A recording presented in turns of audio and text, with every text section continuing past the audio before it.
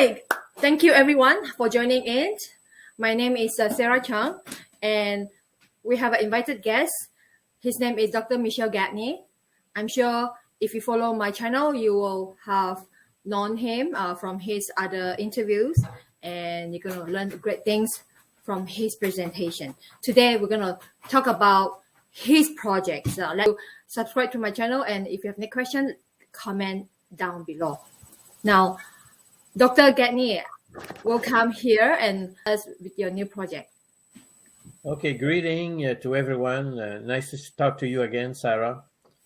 Of course, today is a very nice day of February. It's very cold outside, but it's very beautiful sunny day where I am in Mirabel. So, of course, where I am right now, it's been more than 50 years. I work with champions, and I will share a little bit where it brought me in these 50 years. It's mostly to share how people can reclaim their birthright. All human beings have the power to be champion, to be high achiever, to be successful. Of course, many people think, you have to be born from a rich family, or you need to have special body capacity and everything. But in reality, it's very different. For myself, I was born to be a dairy cow farmer. Of course, I come from a family of dairy cow farming. And until the age of 10 years old, I was living in a village of 360 people in the middle of nowhere in Quebec. But lucky to me, my parents moved to the city of Montreal when I was 9 years old. And by the age of 10, I participated in a thing that I discovered after was my first competition, my first race. So I was in a recreational program for kids. And then they asked all the children, 10 years old, come here. And we go there, and there was a lineup of kids. And then suddenly somebody used a gun and punk, and I saw all the kids running. I started running.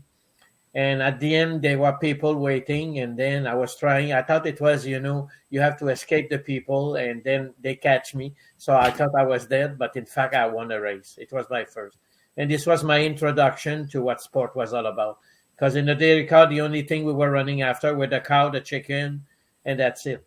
So competition didn't exist in my village. The only thing that existed was everybody was children of farmer, and that's it. So living with nature was my life until I moved to the city of Montreal. Of course, with the years, it had brought me to quite an adventure. But for me, really, everything started in 1967. And that's when I learned one thing. To be the best, you have to learn from the best. Of course, what does that mean? Well, by 1967, I started meeting people that became my mentor, if I can say. It started very interestingly by meeting a Tibetan monk who was in Montreal for the 1967 World Expo, and his name was Robsang Lampa. And from him, I've learned one thing, the first exercise in the visualization and imagery and meditation. So by the age of 17, I was entering university, and through that monk, I've learned some basic training, breathing technique, and mostly imagery training technique, which led me quite a lot after that. And of course, in 1967, I was also lucky that at university, I had the privilege to have as a lecturer, Dr. Anselier, who is the founder of the concept of stress. So I learned from him that stress is a silent killer. And of course, since then, I've learned how we can master stress, and how without stress, there is no performance. So I've learned that stress is the spice of life. And this is what I teach with people. Initially started with young kids, then young adults, then people in management.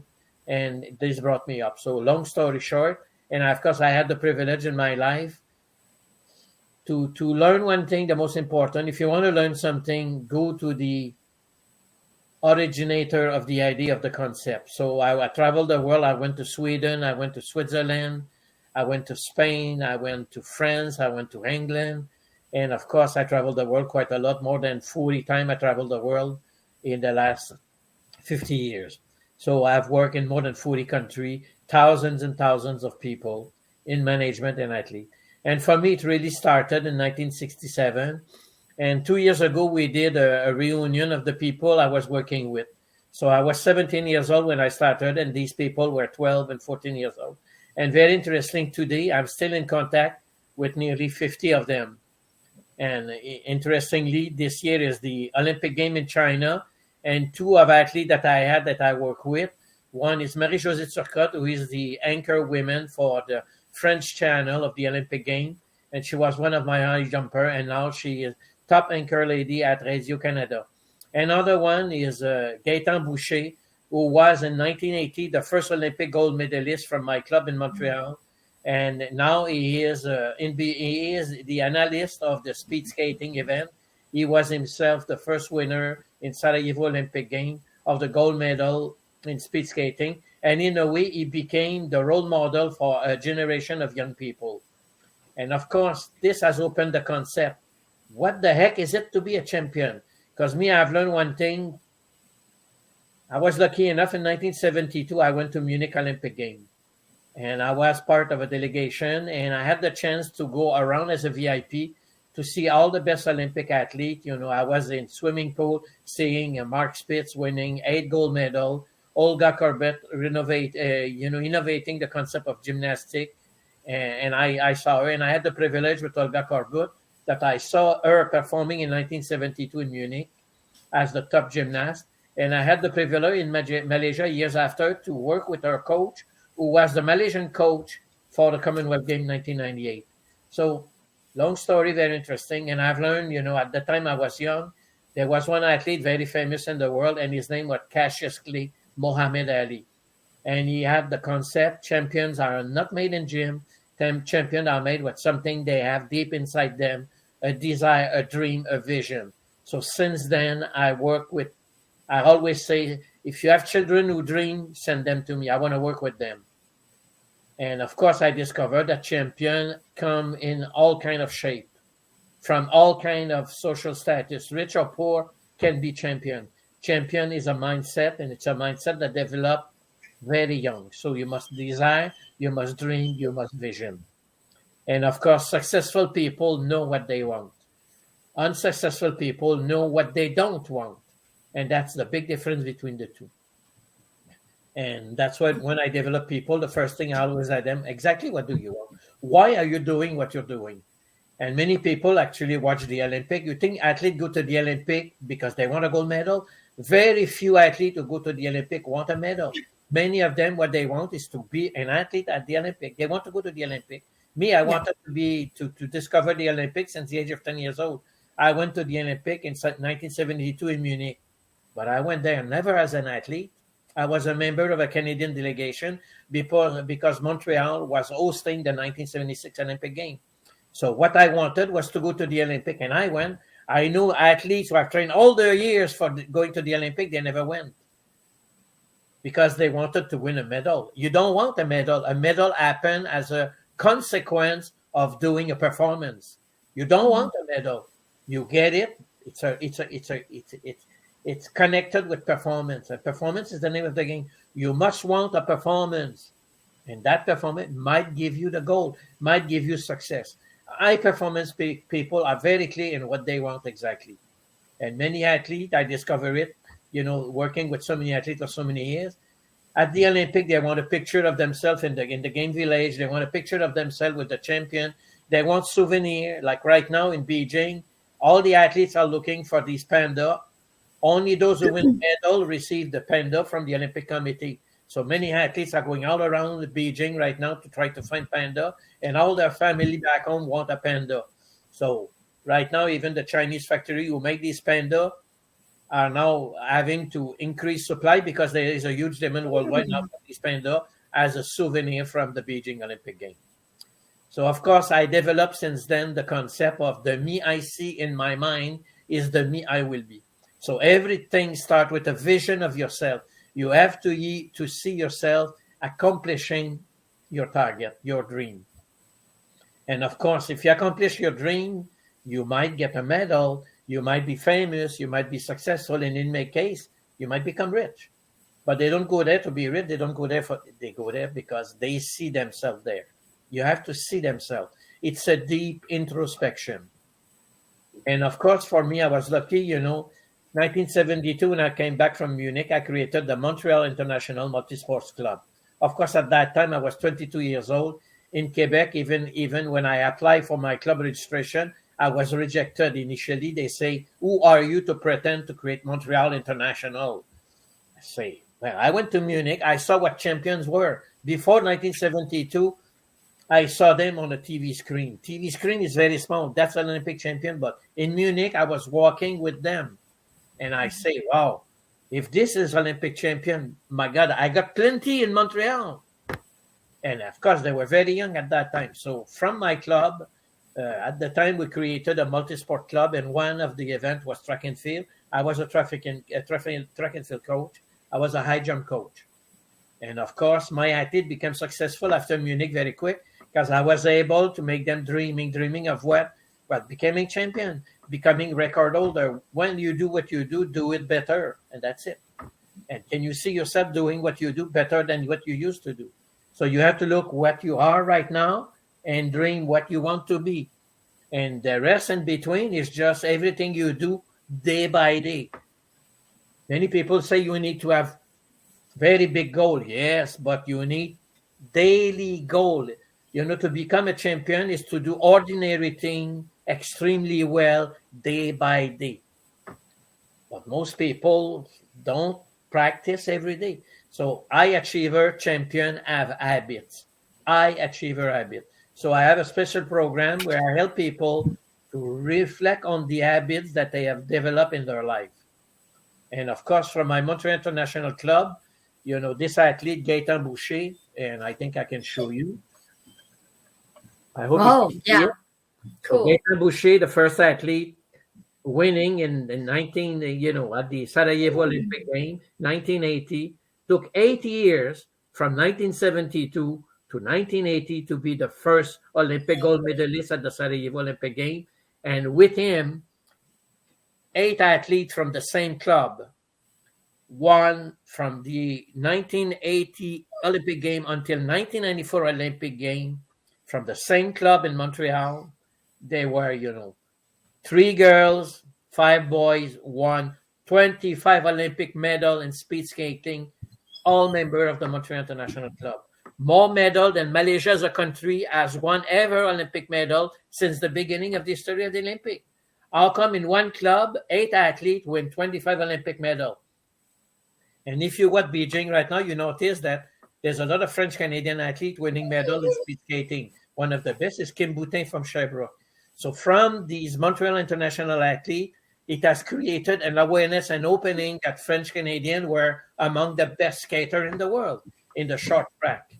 And of course, now we see Canadians doing very well in the long track and short track and speed skating. And of course, now it has opened to many others. So my job is just help ordinary people to realize you can be whatever you want.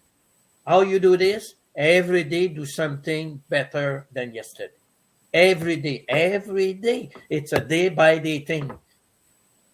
But many people think, you have to be born in a certain way. When I was young, people were thinking in Quebec that only the English were good. We were French Canadians. So when I was competing in track and field, our only objective was to beat the English. Was never to be the best we can be, because the mentality of the French Canadian at the time was, we are conquered, we are a colony from the British. So we had to beat the British. But you don't become a British by become a champion by beating people. You become a champion by becoming a better version of yourself. So my program, what I do in the last 50 years, I help people to develop a better version of themselves, how to get better by yourself. And of course, in all the athletes I even work, I had one girl that I met, and she eventually became Governor General of Canada. She became the first lady astronaut for Canada in space. And I was a synchronized swimming girl who 1984 preparing for the Olympic game in Los Angeles. Took 8 years to achieve their gold medal and silver medal in Barcelona, the game that you participated, Sarah. So Sylvie Fréchette and the Villagos sister were finally 8 years after winning medal at the Olympic. Many people want result fast. If you observe these Winter Olympic right now, we notice many athletes in many sports are at their 3rd, 4th, or 5th Olympic Games.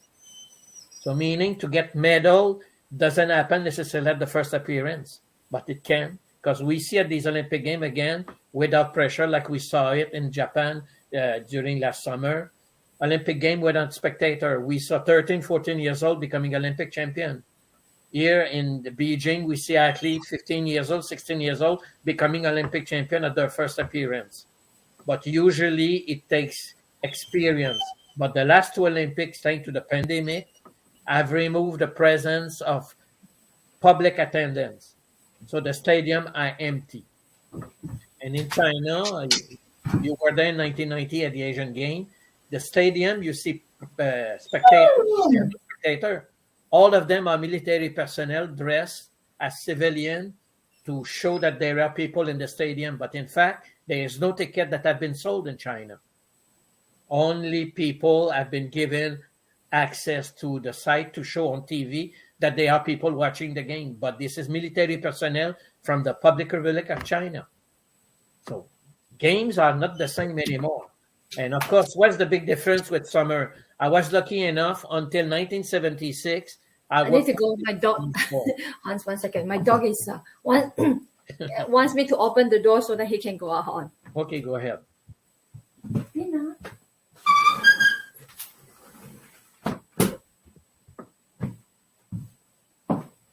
Yeah, continue. Go ahead. So until 76, I worked mostly with summer sport, track and field.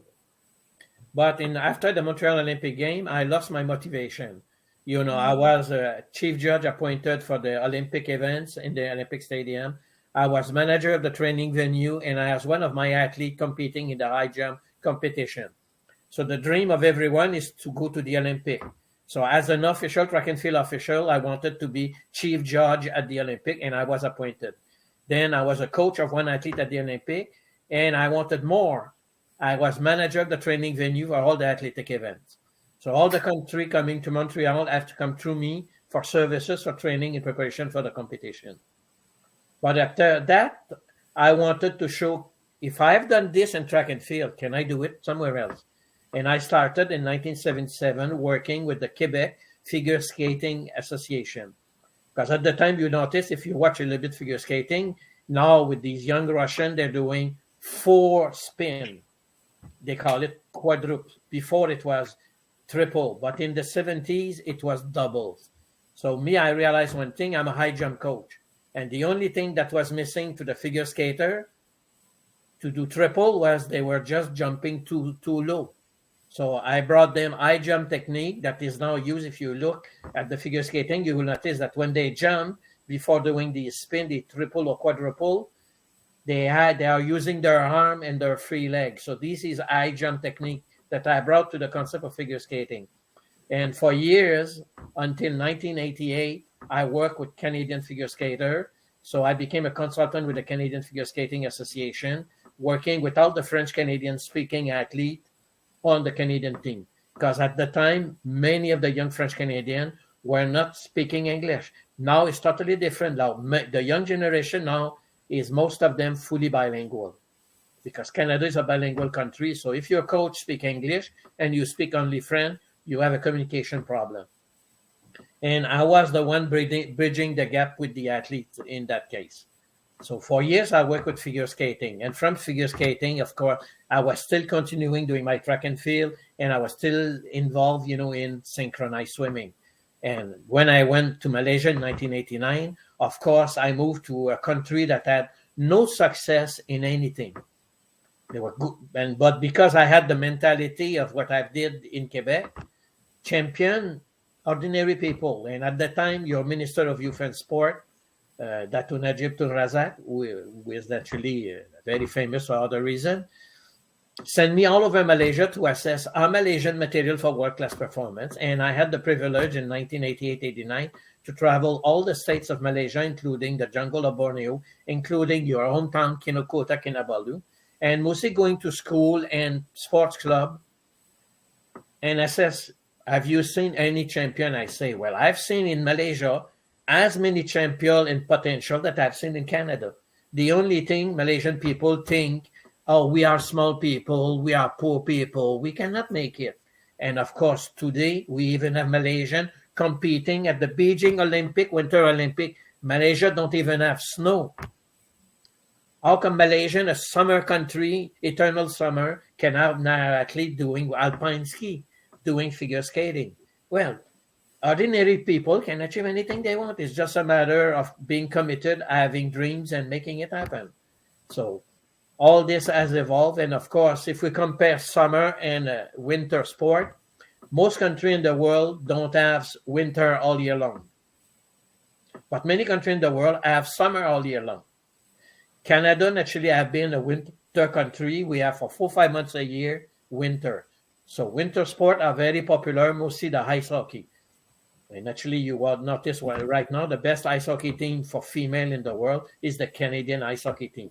And very funny, one of my athletes in track and field who have never been good enough to be a national champion, well, became top ice hockey player. She played in 5 World Cup and she won Olympic gold for Canada, top scorer.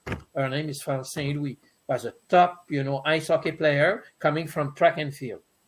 But she had a passion. She loved ice hockey.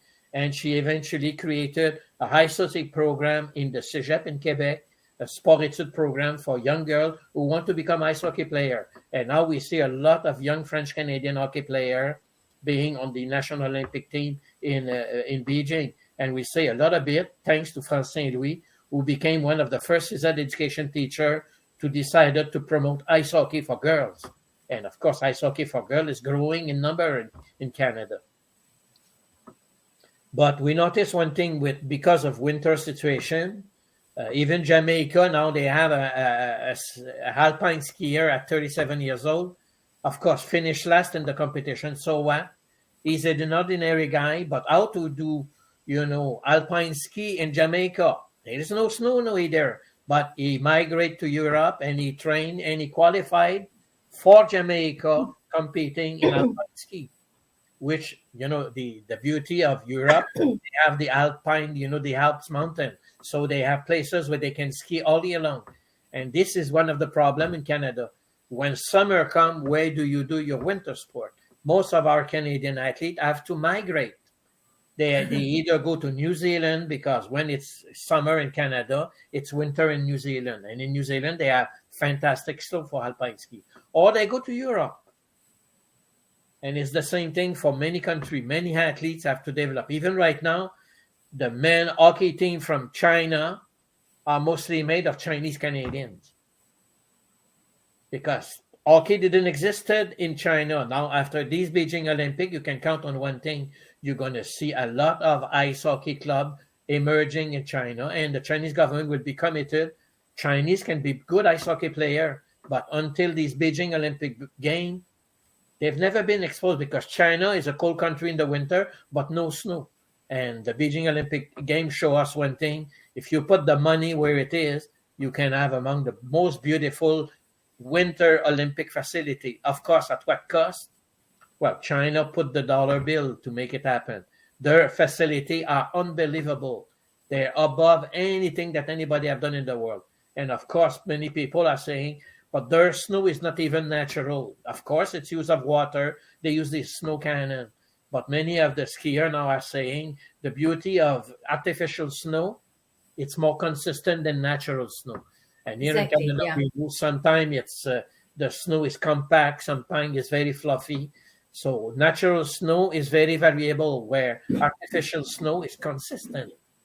But of course, it demands one thing.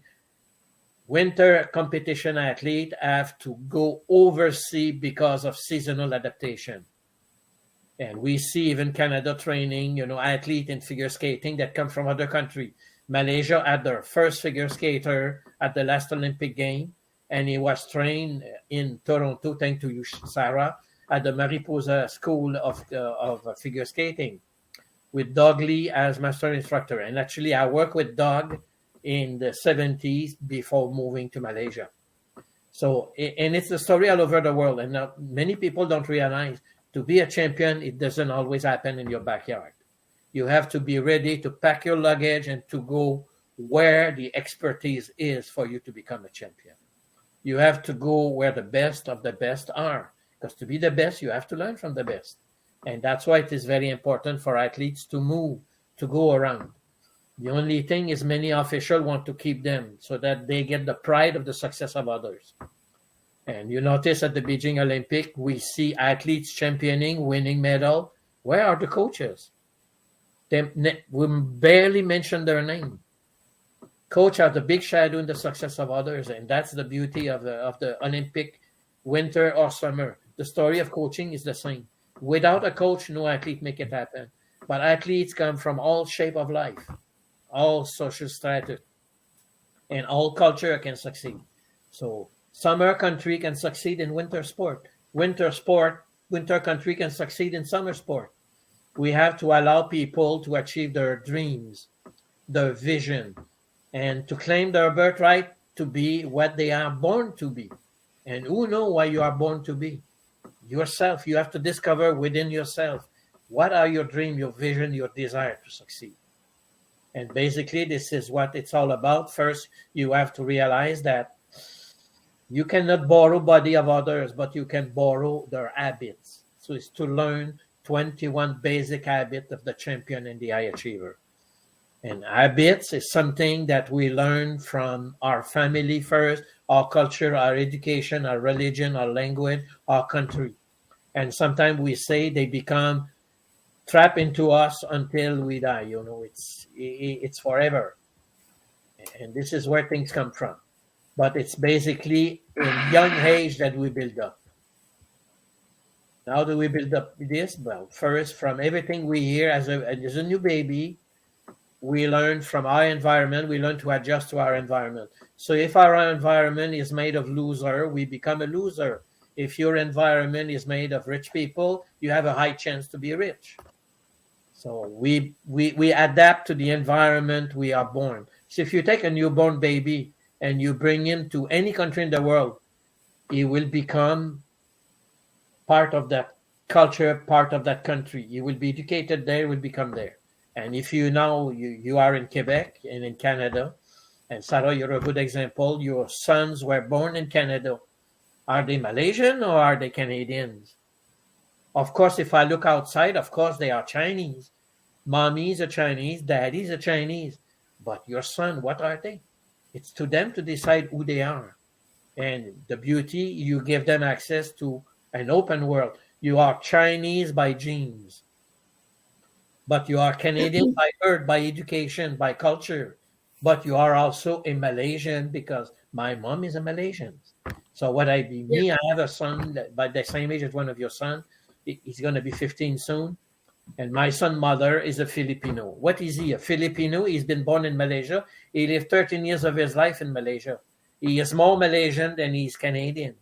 And I'm not really Chinese. French. Yeah, I'm not really 100% Chinese. I'm Sino-Garazan, which means that my parents and both of my parents have a mix of the native, like the First Nation of Sabah, the native of Sabah. Sabah, the North Borneo Island, they have their own Aboriginal group, the ethnic group. But this is the first, it's like the ethnic group that is like it's like a First Nation. It's we call it Dusun and Karazhan. My mother's side is from Karazhan. My father's side is from Dusun. So I am Sino-Garazhan. But many Sino-Garazhan, they look Oriental. They look Chinese, or sometimes they look Filipino. Sometimes they look like Korean. And for me, many people thought that I'm Korean, especially my name. Last name is Chung, Chung. And many thought that I'm a Korean. So that's a bit of my background. Yeah, but that's good. At least, but now with the idea is we give our children an open world, not a closed world. So they have access and they have access to discover. There is no limit, only themselves can limit themselves. And basically, this is what it's all about, is to learn these things, that all of us have the potential to be whatever we want to be. But of course, we have to unlearn what we've learned sometime, which are the limitation of our family, religion, culture, education. So we have to unlearn to learn new things. And to learn things is you can dream and be whatever you want to be. So of course, the problem is everything that we have that we call the subconscious mind today has been developed when we were below 7 years old. So, of course, when we are young, we are just like a sponge. We absorb everything around us. So that's why many children in the world speak only one language, the language of their parent or the language of their education. Thanks to me, when I went to Malaysia, I was so surprised to see so many Malaysians speaking 3, 4, 5 languages. Yeah. Even if there's only one official language in the country, how come children learn so many? Because it's a multiracial country. So people are surrounded by friends from other culture who speak different languages. And of course, below the age of 7 years old, there is one brain frequency. The brain matures from baby to adult. It takes 39 years for the brain to nearly reach full maturity. And each year we mature, each 7 years we mature a different brain frequency. So when we are below the age of 7, we mostly operate in theta brain frequency that become the subconscious mind of adult. Adult experience theta brain frequency only when they are in deep sleep, in deep dream. And most people don't remember what they dream about. But there's the same thing. Everything we learn as a child below the age of 7, most adults don't even remember. But it's all inside us, and this is what we call the subconscious mind.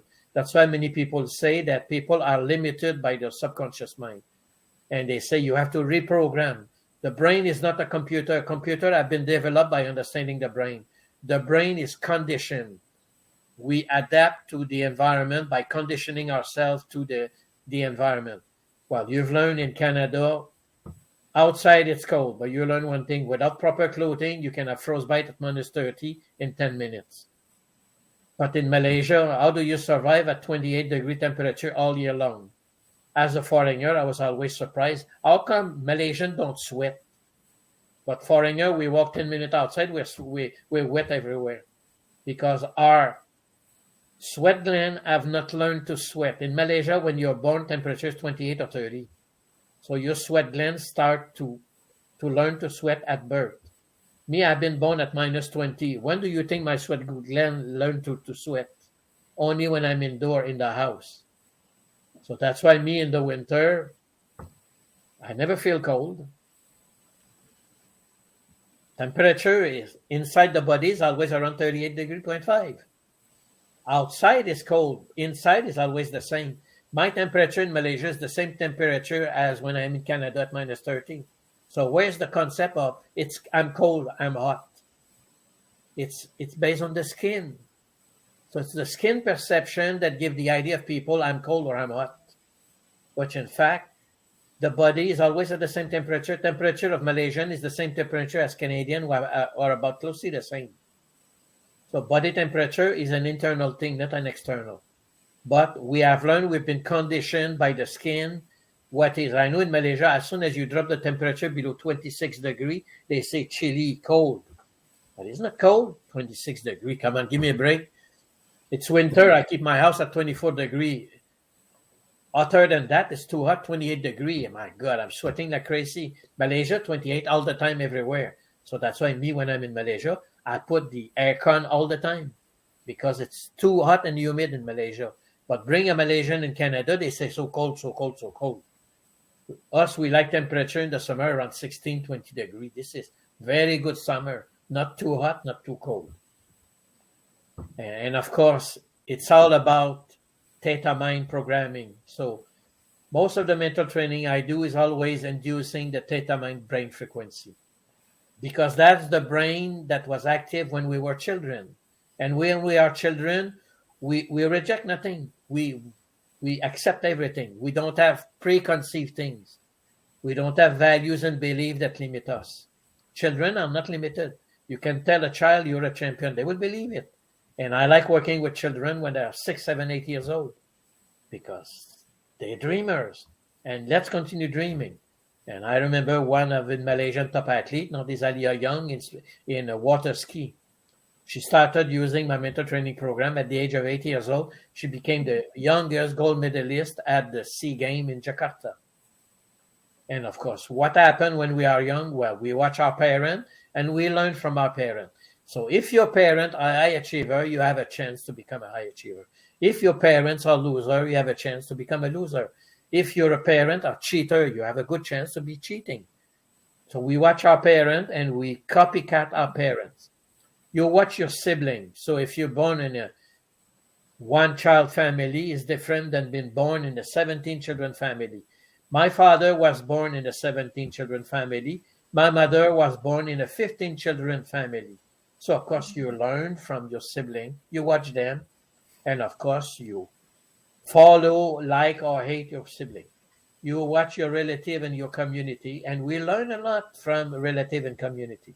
So if you are in a wealthy community, you don't have the same value as poor people community, because you have to learn thousands of rules all your life. So depending where you live, the rules change.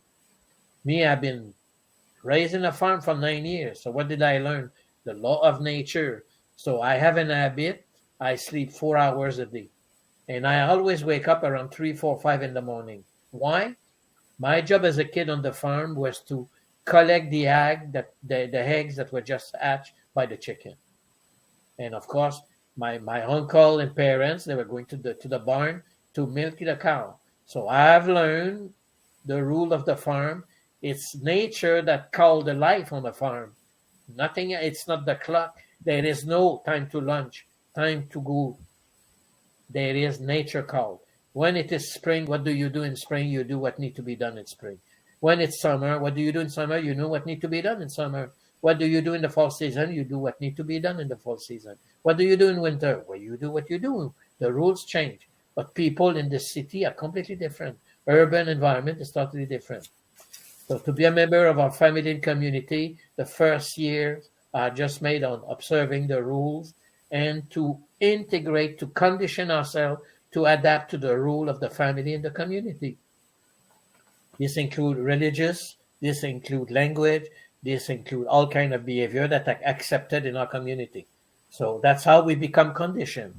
Like right now, we just observed that what happened here in Canada with the pandemic. Well, we noticed Canada, jabbing, injection. 90% of the people went for injection. Well, there is still people in Africa, 2% of the population got injection because they have learned to live with disease and to learn about nature, that fighting disease is a natural immune system. But we live in a very highly educated country, very highly postgraduate country. People are knowledgeable, but people are also very obedient to the law. People don't break the law here. People follow the law. And people have been told, careful the police. And that's why now we have emergency measure to scare people again. So don't break the rule. Very important. But some culture, they learn one thing. You want to succeed, you have to bind the rule to achieve. If you follow the rule, you will never make it. That's good to know.